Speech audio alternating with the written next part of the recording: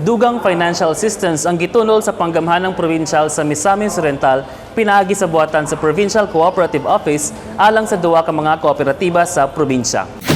Ang Quiabo Farmers Consumers Cooperative kong Quiafaco ug ang Balingwan Porters Association kon BPA ang mga benepisyaryo nga nakadawat og tag 100,000 pesos.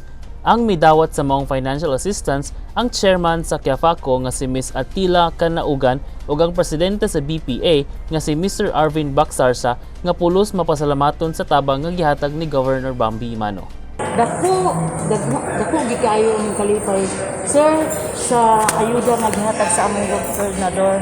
Tungod kay nagkinahanglan gyud mi og ayuda para lang sa amo ko dito sa among mga katawhan sa among barangay.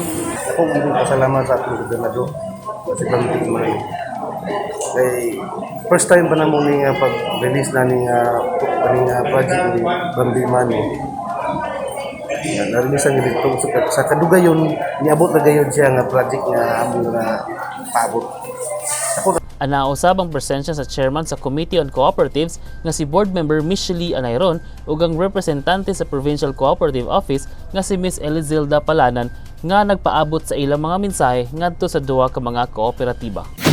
Malaumon si Governor Bambi Imano nga pinaagi sa suportang pinansyal nga gihatag sa Kapitolyo Provincial, mapalambo ang mga tagsa-tagsang kooperatiba alang sa ilang katuyuan nga mahatagan ug maayong kahimtang ang mga miyembro sa matag kooperatiba. Kauban si Mark Anthony Pareha sa kamera, ako si Lambo Danny Ubshama Jr. alang sa Limpyog Matarong nga panggobyerno, Padayon Pilipino.